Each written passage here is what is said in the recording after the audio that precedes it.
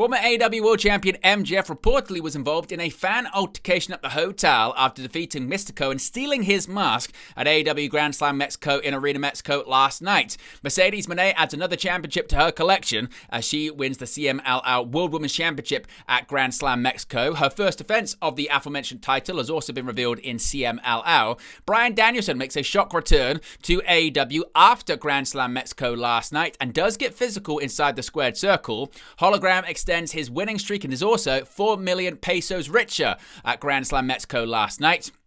Hangman Page opened the broadcast with a promo entirely in Spanish. We'll let you know what the challenger for the AEW World Championship at All In Texas had to say. The Beast MTOS competed in Arena Mexico for the first time in many years last night. We'll let you know how AEW was able to pull that off. AEW President Tony Khan talks about the recently announced split of Warner Bros. Discovery and if it's going to be affecting AEW moving forward. Athena says she'll be super bummed out if she misses AEW All In Texas next month. The real reason for the constant changes of Mina Shurikawa's music after joining AEW has been revealed. Plus, AEW reportedly is unbothered by WWE's participation in the American Gladiators reboot.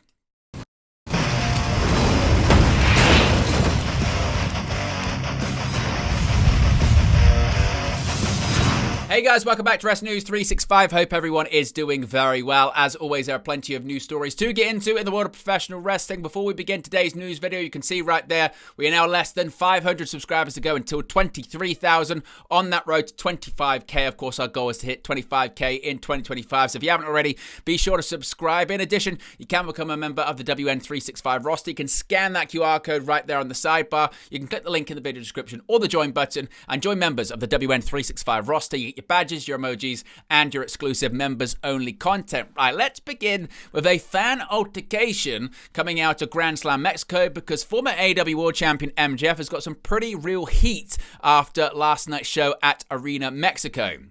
And let's begin with MJF having the ultimate disrespect tactic last night. AEW Grand Slam Mexico featured a huge match for MJF as the 29-year-old looked to remain undefeated in Mexico by facing Mystico in a singles contest. In the end, Mystico did pick up the victory, but not in the way he wanted to. Referee Bryce Remsburg called for a disqualification after MJF kicked Mystico in the groin. After the match, MJF added insult to injury, pulling off Mystico's mask and wearing it for himself. Notably, this was Mystico's fifth CMLL singles win of 2025. His only loss came to Averno back in May at the promotion's Martes de Glamour event. But more happened for MJF once the show ended, because it's still real to some apparently. Now, MJF, according to Sean Rossap of Fightful Select, got a good amount of heat from his angle at AEW Grand Slam Mexico. Sources in AEW are claiming that a fan went after MJF at the hotel after the show. MJF reportedly was said to have been okay and laughed the situation off and was proud of it. Fightful say they broke the news on their AEW Dynamite post-show. Now, Fightful say they've not heard of any other details, but AEW was very happy with how the show turned out. So MJF in an altercation with a fan, but MJF reportedly is fine. Mercedes Moné, she's the brand new CMLL World Women's Champion. She's captured another title. The CEO shocked the world again at AEW Grand Slam Mexico, adding the CMLL World Women's Championship to her collection after defeating Zixus for the title in a singles contest. To pick up the win, Moné was able to reverse a top rope power slam attempt from the former champion, locking her in a successful pin attempt. With the win, Zixus' stint with the CMLL World Women's Championship comes to an end at the 278-day mark. The title was only successfully defended twice throughout this championship reign.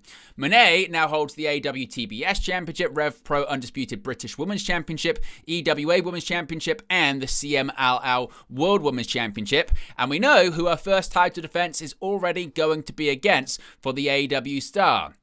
As I mentioned, coming out of Arena Mexico, the new CMLL World Women's Champion is Mercedes Moné. AEW later uploaded footage of Moné backstage, and La Catalina challenged her. Moné accepted the challenge and said she'll put her newly won championship on the line at Fantastica Mania on June 20th. AEW, CMLL, and New Japan Pro Wrestling are collaborating on that show at Arena Mexico. Moné, as I mentioned, is currently in possession of several women's championships, and All In Texas on July 12th, she'll be challenging Timeless Toni Storm for the AEW Women's World Championship too. Bryan Danielson made a surprising return to the squared circle last night. He saved his favorite luchador. Blue Panther wrestled Lee Moriarty after AEW Grand Slam Mexico went off the air in a match taped for Ring of Honor and CMLL Global Wars. After the match, Panther was attacked by Moriarty, the Infantry, and Shane Taylor. Bryan Danielson and friends arrived to make the save for his favorite luchador. The final countdown played after Danielson's save, and he did hit a psycho knee, getting physical too. Of course, he recently stated he's not been cleared to wrestle, but I guess he was cleared to do the psycho knee. Danielson hasn't appeared on AEW television since losing the AEW World Championship to Jon Moxley at AEW Wrestle Dream last year. His future inside the squared circle has been put up in the air. Of course, he is retired from full-time professional wrestling, but has stated he would be open to returning part-time. But as of right now, he's still recuperating and recovering from a neck injury. Hologram, he's a little bit richer coming out of Grand Slam Mexico last night. There was a ton of cash on the line for Lio Rush, Ricochet, Hologram, and Mascara Dorada at AEW Grand Slam Mexico as the stars competed in a fatal four-way match for 4 million pesos in US dollars. That translates to over $210,000. In the final sequences of the match, Lio Rush was attempting to take Ricochet off the top rope. When Hologram pulled him away, Hologram then shoved Rush into the ropes, sending Ricochet groin first into the top turnbuckle. Hologram proceeded to pin Rush after taking him out with his signature Portal Bomb. With the win, Hologram remains undefeated in All Elite Wrestling. Now, the broadcast on TBS and Max kicked off with the challenger for the AEW World Championship at All In Texas, that being Hangman Page. He opened Grand Slam Mexico on June 18th by addressing the crowd in Arena Mexico completely in Spanish. Here is what Hangman had to say, courtesy of Wrestling Covers. He said, quote, "Hi, my name is Hangman, and I want to apologize for my Spanish because it's not the best, but it's a little better than most gringos, so I will try. When I was young, my family had a tobacco farm, and every summer, like 6 men would come from Ruiz or other places to work. Every year, I worked with them. They taught me about Mexico. They were hard workers, honest, and cared for their families. They taught me they were all better when we worked together. This is why I want to say thank you. Thank you for having us in your house tonight. Thanks for this collaboration between AEW and CMLL, because when we work together, we can change the world. Now I will talk about our champion, Jon Moxley. I'm sorry to say that I don't have a match tonight, and I'm not allowed to be in the arena during his match, but nobody said anything about after the match. So after that, I will beat his ass. Until then, thank you to everyone here in Arena Mexico, and I'll see you soon." Of course, as I mentioned, Hangman is set to challenge Jon Moxley for the AEW World Championship at AEW All In Texas next month. Now, if you were watching Grand Slam Mexico last night, you would have seen the Beast Mortos in action. And in a surprise move, the Beast Mortos was on hand for the show in Arena Mexico. And now we know how this situation came to be. According to a new report from Fightful Espanol, AEW President and CEO Tony Khan made sure that the Beast Mortos was on hand. The report notes that Khan met with CMLL CEO Salvador Lutarov Lamelli and asked that Mortos be allowed to compete. The request came after both Cash Wheeler and Claudio Castagnoli were made unavailable for the show. Now, whatever occurred in said meeting, it seemed to have worked because Mortos hadn't wrestled in Arena Mexico, CMLL's venue, in almost 2 decades, but he got the chance to do so last night. Now, the star began his wrestling career in CMLL in 2008, where he wrestled under the name Cemento. Mortos stayed with the company for about 3 years before making the switch to Lucha Libre AAA Worldwide. The move itself is a monumental one, of course, as CMLL and AAA have a long-standing rivalry with one another. So Tony Khan personally went to the CEO of CMLL, and Mortos, of course, as I mentioned, hadn't wrestled there in 14 years. CMLL was very accommodating and giving him another shot after quite a while away. Speaking of the AEW president and CEO, he's opened up on the recent announced split of Warner Bros. Discovery. Now, Warner Bros. Discovery announced earlier this month that it will soon split into 2 separate publicly traded companies known as Global Networks and Streaming and Studios. WBD CEO's David Zaslav will continue to lead Streaming and Studios as CEO, while WBD's CFO Gunnar Weidenfels will become the CEO of Global Networks. Speaking with Yahoo Finance at the Cannes Lion Festival, AEW CEO Tony Khan was asked to comment on the separation and any potential fallout for his promotion. Quote, "I know that AEW, for both sides where Warner Bros. Is going, we have great relationships with everybody at the top," Khan said. "We are a big part of TBS and TNT, the crown jewels of the Global Network side, and we're also a huge now part of Streaming and Studios with AEW streaming every week, so it's exciting." According to Khan, both Zasloff and Weidenfels played personal roles in helping negotiate the latest media rights deal between WBD and AEW, and it doesn't sound as though Khan anticipates any problems from the split. At any rate, the deal won't likely be finalized until the middle of next year, and AEW's current contract will still be honored. What might change is the negotiation process the next time round.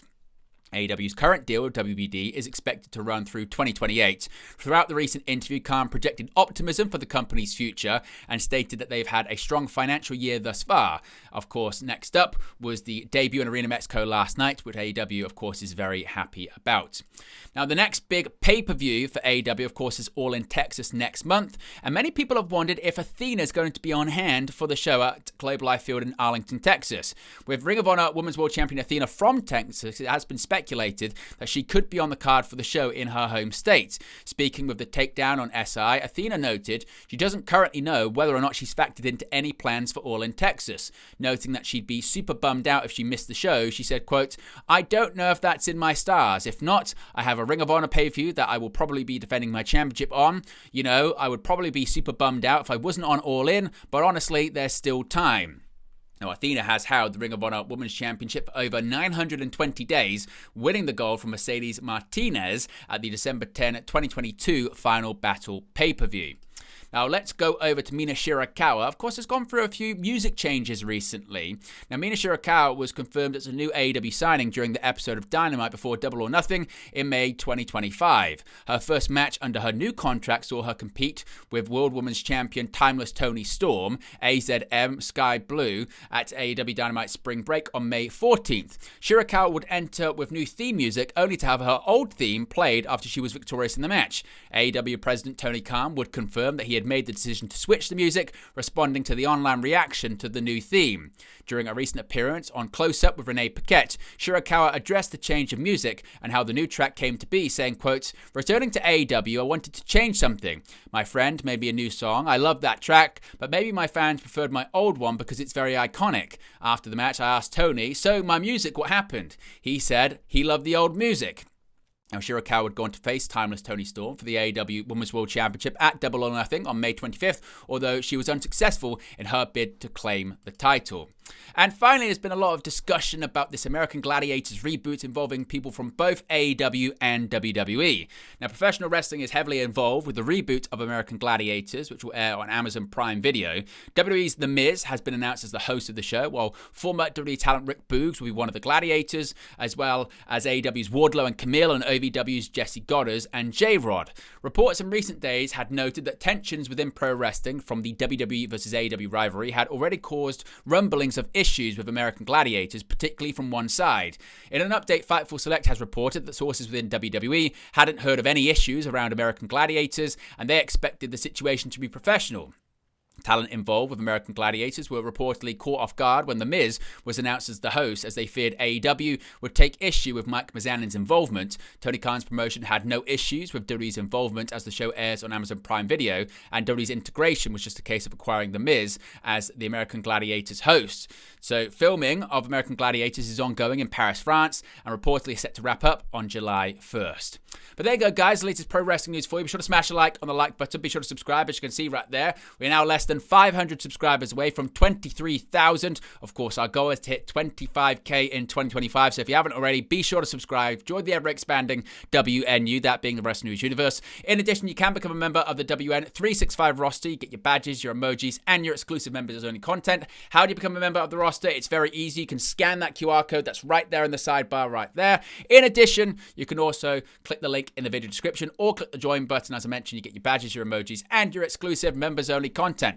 I appreciate everyone for tuning in as always, and I'll speak for you again very, very soon. Hey guys, thank you for watching, listening, streaming, or however you come across this video today.